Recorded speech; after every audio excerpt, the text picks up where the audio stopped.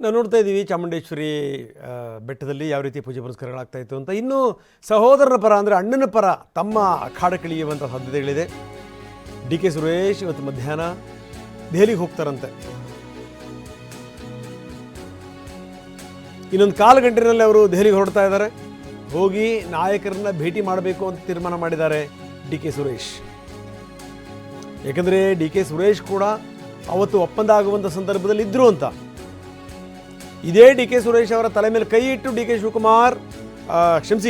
K Suresh ಅವರ ತಲೆ ಮೇಲೆ ಕೈ ಇಟ್ಟು ಸಿದ್ದರಾಮಯ್ಯ ಪ್ರಾಮಿಸ್ ಮಾಡಿದರು ಅಂತ. ಹೀಗಾಗಿ ಅಣ್ಣನ ಪರ ವಕಾಲತ್ತು ವಹಿಸಲಿಕ್ಕೆ ತಮ್ಮ ದಿಲ್ಲಿಗೆ ಹೋಗ್ತಾ ಇರೋದು. ಹೋಗಿ ನಾಯಕರನ್ನ ಭೇಟಿ ಮಾಡ್ತಾರೆ. ನೋಡಿ, ಈ ಅಧಿಕಾರ ಕೊಡುವಂಥ ಸಂದರ್ಭದಲ್ಲಿ ಅಣ್ಣ ತಮ್ಮ ಕೊನೆಯ ಕ್ಷಣದಲ್ಲಿ ಅಣ್ಣ ತಮ್ಮಂದ್ರ ಜೊತೆ ನಾಯಕರು ಮಾತಾಡಿದ್ದು, ಅದರಲ್ಲೂ ಡಿ ಕೆ ಸುರೇಶ್ ಅವರ ಜೊತೆಗೆ ಕೇಂದ್ರದ ನಾಯಕರು ಸುದೀರ್ಘವಾಗಿ ಮಾತಾಡಿದರು. ಹೀಗಾಗಿ ಈ ಎಲ್ಲವೂ ಕೂಡ ಡಿ ಕೆ ಸುರೇಶ್ ಅವರಿಗೆ ಗೊತ್ತಿದೆ.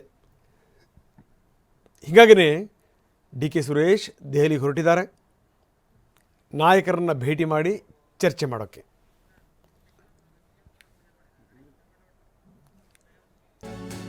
ಸಹೋದರನ ಪರ ಡಿಕೆ ಸುರೇಶ್ ಕೂಡ ಇತ್ತ ಅಖಾಡಕ್ಕಿಳಿದಿದ್ದಾರೆ. ದೆಹಲಿಗೆ ತೆರಳಿದ್ದಾರೆ ಮಾಜಿ ಸಂಸದ ಡಿಕೆ ಸುರೇಶ್. ದೆಹಲಿಯಲ್ಲಿ ನಾಯಕರ ಭೇಟಿಗೆ ಡಿಕೆ ಸುರೇಶ್ ತೆರಳಿದ್ದಾರೆ. ಸಹೋದರರಿಬ್ಬರು ಕೂಡ ಡಿಕೆ ಶಿವಕುಮಾರ್ ಮನೆಯಲ್ಲಿ ಭೇಟಿಯಾಗಿದ್ರು. ಒಬ್ಬರೊಬ್ಬರೇ ಸಚಿವರು ಶಾಸಕರು ಬಂದು ನಾವು ನಿಮ್ಮ ಬೆಂಬಲಕ್ಕಿದ್ದೀವಿ ಅಂತಾನೋ ಅಥವಾ ಮುಂದೇನು ಅನ್ನೋದ್ರ ಬಗ್ಗೆ ಚರ್ಚೆ ಮಾಡುವಂತ ಸಂದರ್ಭ ಡಿಕೆ ಸುರೇಶ್ ಕೂಡ ಡಿಕೆ ಶಿವಕುಮಾರ್ ನಿವಾಸಕ್ಕೆ ಹೋಗಿ ಮಾತುಕತೆ ನಡೆಸಿದ್ದು ಆಗಿತ್ತು. ಅದಾದ ನಂತರದಲ್ಲಿ ಇದೀಗ ದೆಹಲಿಗೆ ತೆರಳಿದ್ದಾರೆ ಸಂಸದ ಡಿಕೆ ಸುರೇಶ್. ಪ್ರಸನ್ನ ಪ್ರತಿನಿಧಿ ಇದಕ್ಕೆ ಸಂಬಂಧಪಟ್ಟಾಗಿ ಮಾಹಿತಿಯನ್ನ ಕೊಡ್ತಾರೆ. ಪ್ರಸನ್ನ, ಈ ಪಟ್ಟದ ಪಟ್ಟು ಪ್ರತಿದಿನ ಬಿಗಿಯಾಗ್ತಾ ಇದೆ.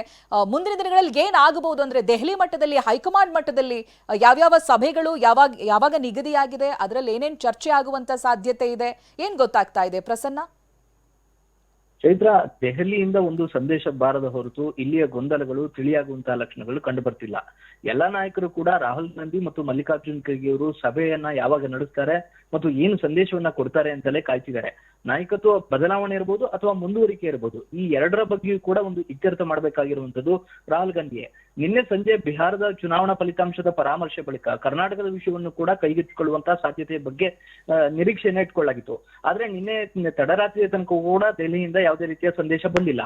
ಇದೀಗ ಮತ್ತೊಂದು ಸುತ್ತಿನ ಸಭೆ ಭಾನುವಾರ ಸಂಜೆ 5 ಗಂಟೆಗೆ ನಿಗದಿಯಾಗಿದೆ. ಸೋನಿಯಾ ಗಾಂಧಿ ಅವರ ನೇತೃತ್ವದಲ್ಲಿ ಕೇಂದ್ರೀಯ ಸಮಿತಿ ಒಂದು ಸಭೆಯನ್ನ ಸೇರ್ತಾ ಇದೆ. ಆ ಸಭೆಯ ಬಳಿಕವೂ ಕೂಡ ಕರ್ನಾಟಕದ ವಿಷಯವನ್ನ ರಾಹುಲ್ ಗಾಂಧಿ, ಸೋನಿಯಾ ಗಾಂಧಿ, ಮಲ್ಲಿಕಾರ್ಜುನ್ ಖರ್ಗೆ ಅವರು ಚರ್ಚೆ ನಡೆಸುವಂತಹ ಸಾಧ್ಯತೆಗಳು ದಟ್ಟವಾಗಿ ಕಂಡು ಬರುತ್ತಿದೆ ಅಂತ ಹೇಳಿ ದೆಹಲಿ ಮೂಲಗಳಿಂದ ತಿಳಿದು ಬರ್ತಾ ಇದೆ. ಇದರ ಮಧ್ಯೆ ಇದೀಗ ದೆಹಲಿಯಿಂದ ಯಾವುದೇ ರೀತಿಯ ಮೆಸೇಜ್ ಆಗಲಿ ಅಥವಾ ಒಂದು ರೀತಿಯ ನಾಯಕತ್ವ ಬದಲಾವಣೆಯ ಗೊಂದಲ ತಿಳಿಗೊಳಿಸುವಂತ ನಿಟ್ಟಿನಲ್ಲಿ ಒಂದು ನಿರ್ಧಾರವಾಗ್ಲಿ, ಸ್ಪಷ್ಟತೆಯಾಗ್ಲಿ ಬಾರದ ಹಿನ್ನೆಲೆಯಲ್ಲಿ ಡಿ ಕೆ ಸುರೇಶ್ ಅವರು ಇದೀಗ ಅಖಾಡಕ್ಕೆ ಇಳಿದಿದ್ದಾರೆ. ಡಿ ಕೆ ಶಿವಕುಮಾರ್ ಅವರ ಪರವಾಗಿ ಒಂದಿಷ್ಟು ಪ್ರಯತ್ನಗಳನ್ನ ಡಿ ಕೆ ಸುರೇಶ್ ಅವರು ನಿರಂತರವಾಗಿ ನಡೆಸ್ತಾ ಇದ್ರು. ಶಾಸಕರನ್ನ ಒಗ್ಗೂಡಿಸುವಂತ ಕೆಲಸವೂ ಕೂಡ ಡಿ ಕೆ ಸುರೇಶ್ ಅವರ ಕಡೆಯಿಂದಲೇ ಆಗ್ತಾ ಇತ್ತು. ಹೆಚ್ಚಿನ ಸಂಖ್ಯೆಯ ಶಾಸಕರು ತಮ್ಮ ಸಹೋದರನ ಜೊತೆಗೆ ನಿಂತ್ರೆ ಎಲ್ಲೊಂದು ಕಡೆ ಮುಖ್ಯಮಂತ್ರಿ ಆಗುವ ಕನಸು ಸುಲಭ ಅನ್ನುವಂತಹ ನಿಟ್ಟಿನಲ್ಲಿ ಡಿ ಕೆ ಸುರೇಶ್ ಅವರ ಪ್ರಯತ್ನ ಸಾಕಷ್ಟು ಇತ್ತು. ಇದೀಗ ಡಿ ಕೆ ಸುರೇಶ್ ಅವರೇ ನೇರವಾಗಿ ದೆಹಲಿಯಲ್ಲಿ ಹೋಗಿ ಹೈಕಮಾಂಡ್ ನಾಯಕರನ್ನ ಭೇಟಿ ಮಾಡೋದಕ್ಕೆ ಸಿದ್ಧತೆಯನ್ನ ನಡೆಸ್ಕೊಂಡಿದ್ರು. ಡಿ ಕೆ ಶಿವಕುಮಾರ್ ಅವರ ಜೊತೆಗೂ ಕೂಡ ಒಂದು ಸುತ್ತಿನ ಚರ್ಚೆಯನ್ನ ನಡೆಸಿದ ಬಳಿಕ ಇದೀಗ ಡಿ ಕೆ ಸುರೇಶ್ ದೆಹಲಿಗೆ ತೆರಳ್ತಾ ಇದ್ದಾರೆ. ಮಧ್ಯಾಹ್ನ 2 ಗಂಟೆಯ ವಿಮಾನದಲ್ಲಿ ಬಹುತೇಕ 4:30-5 ಗಂಟೆಯ ವೇಳೆಗೆ ಅವರು ದೆಹಲಿ ತಲುಪುವಂತ ಸಾಧ್ಯತೆಗಳಿದ್ದಾವೆ. ಇವತ್ತು ಕೆ.ಸಿ. ವೇಣುಗೋಪಾಲ್ ಮತ್ತು ರಾಜ್ಯ ಕಾಂಗ್ರೆಸ್ ಉಸ್ತುವಾರಿ ಸುರ್ಜೇವಾಲಾ ಅವರನ್ನ ಭೇಟಿಯಾಗಿ ಒಂದಷ್ಟು ಚರ್ಚೆಗಳನ್ನ ನಡೆಸುವಂತ ಸಾಧ್ಯತೆ ದಟ್ಟವಾಗಿದೆ. ನಾಳೆ ಮತ್ತು ನಾಡಿದ್ದು ದೆಹಲಿಯಲ್ಲಿ ಒಂದಷ್ಟು ಬಿರುಸಿನ ಚಟುವಟಿಕೆಗಳು ನಡೆದ್ರು ಆಶ್ಚರ್ಯ ಪಡಬೇಕಾಗಿಲ್ಲ. ಯಾಕೆಂದ್ರೆ ನಾಳೆ ಮತ್ತು ನಾಡಿದ್ದು 2 ಸಭೆಗಳು ನಿಗದಿಯಾಗಿರುವಂತಹ ಹಿನ್ನೆಲೆಯಲ್ಲಿ ಆ ಸಭೆಯಲ್ಲಿ ಏನ್ ತೀರ್ಮಾನ ಆಗುತ್ತೆ ಅಥವಾ ಮುಖ್ಯಮಂತ್ರಿಗಳಿಗೆ ಮತ್ತು ಉಪಮುಖ್ಯಮಂತ್ರಿಗಳಿಗೆ ಏನ್ ಸಂದೇಶ ರವಾನೆ ಆಗುತ್ತೆ, ಯಾವತ್ತು ದೆಹಲಿಗೆ ಕರೆಸಿಕೊಂಡು ಗೊಂದಲಗಳನ್ನ ಬಗೆಹರಿಸುವಂತ ನಿಟ್ಟಿನಲ್ಲಿ ನಾಯಕರು ನಿರ್ಧಾರವನ್ನ ತೆಗೆದುಕೊಳ್ತಾರೆ ಅನ್ನುವಂಥದ್ದು ಸಾಕಷ್ಟು ಕುತೂಹಲವನ್ನ ಮೂಡಿಸ್ತಾ ಇದೆ, ಸಾಕಷ್ಟು ನಿರೀಕ್ಷೆಯನ್ನ ಗರಿಗೆದರುವಂತೆ ಮಾಡಿದೆ. ಆದ್ರೆ ಎಲ್ಲರ ಚಿತ್ತ ಈಗ ದೆಹಲಿಯತ್ತ ಅನ್ನೋದು ಮಾತ್ರ ವಾಸ್ತವ. ಉಳಿದಂತೆ ಎಲ್ಲವೂ ಕೂಡ ಗೊಂದಲವಾಗಿ ಉಳಿದಿದೆ. Chaitra, okay, thank you Prasanna ಮಾಹಿತಿಗಾಗಿ.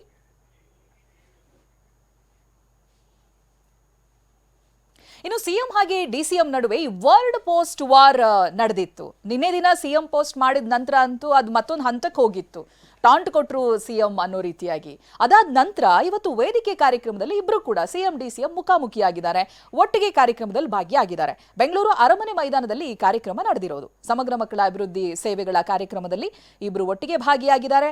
ಅಕ್ಕಪಕ್ಕದಲ್ಲೇ ಕೂತ್ಕೊಂಡಿದ್ದಾರೆ ಸಿಎಂ ಹಾಗೆ ಡಿಸಿಎಂ, ಪರಸ್ಪರ ನಮಸ್ಕಾರ ಮಾಡ್ಕೊಂಡಿದ್ದಾರೆ. ಸಿಎಂ ಡಿಸಿಎಂ ಅಕ್ಕಪಕ್ಕ ಕೂತಿರುವಂತ ದೃಶ್ಯಗಳನ್ನ ನೀವು ಗಮನಿಸ್ತಾ ಇದ್ದೀರಿ. ಬ್ಯೂಟಿ ಆಫ್ ಕರ್ನಾಟಕ ಪಾಲಿಟಿಕ್ಸ್ ಅಂತಾನೂ ನೀವು ಕರಿಬಹುದು. ಒಳೊಳಗೆ ಏನೇ ಇದ್ರೂ ಕೂಡ ಪರಸ್ಪರ ಭೇಟಿಯಾದಾಗ ಅವ್ರನ್ನವರು ಗ್ರೀಟ್ ಮಾಡ್ಕೊಳ್ಳುವಂಥ ರೀತಿ ಇದೆಯಲ್ಲ, ಅದು ನಿಜಕ್ಕೂ ಬೇರೆಯದ್ದೇ ಲೆವೆಲ್ನಲ್ಲಿರುತ್ತೆ. ಇಬ್ಬರು ಕೂಡ ಅಕ್ಕಪಕ್ಕ ಕೂತಿದ್ದಾರೆ, ಸಿಎಂ ಹಾಗೆ ಡಿಸಿಎಂ ಹಾಗೆ ಒಂದೇ ಕಾರ್ಯಕ್ರಮದಲ್ಲಿ ಭಾಗಿಯಾಗಿದ್ದಾರೆ.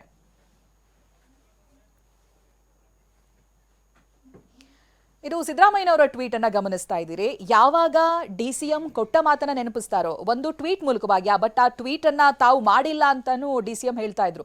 ಅವರದೇ ಅಫಿಷಿಯಲ್ ಖಾತೆಯಿಂದ ಪೋಸ್ಟ್ ಆಗಿದೆ, ಬಟ್ ಅದ್ರ ಬಗ್ಗೆ ಏನು ಗೊತ್ತಿಲ್ಲ ಅನ್ನೋದಾಗಿ ಅವ್ರ ಮಾಧ್ಯಮಗಳ ಪ್ರಶ್ನೆ ಕೇಳಿದಾಗ ಹೇಳಿದ್ರು. What ever. ಅದಾದ ನಂತರದಲ್ಲಿ ಸಿಎಂ ಪೋಸ್ಟ್ ಮಾಡ್ತಾರೆ. ನಮಗೆ ವರ್ಡ್ ಮಾತುಗಳನ್ನೋದು ಬಹಳ ಮುಖ್ಯ ಆಗುತ್ತೆ.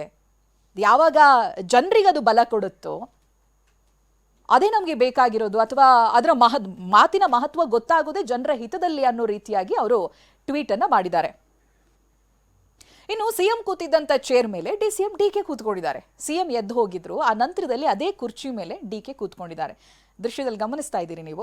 ಮಾರ್ಗರೆಟ್ ಆಳ್ವ ಜೊತೆ ಡಿಕೆ ಶಿವಕುಮಾರ್ ಮಾತನಾಡ್ತಾರೆ. ಆ ಮಾತನಾಡೋದಕ್ಕೆ ಅಂತಾನೆ ಪಕ್ಕದಲ್ಲಿ ಕೂತಿದ್ದವರು ಸಿಎಂ ಕೂತಿದ್ದಂತ ಕುರ್ಚಿ ಮೇಲೆ ಬಂದು ಕೂತ್ಕೊಂಡು ಮಾರ್ಗರೆಟ್ ಆಳ್ವ ಜೊತೆ ಮಾತನಾಡ್ತಾರೆ. ಅನಂತರದಲ್ಲಿ ಎದ್ದು ಹೋಗಿ ಮತ್ತೆ ಅವರದೇ ಆಸನದಲ್ಲಿ ಬಂದು ಕೂತ್ಕೊಳ್ತಾರೆ.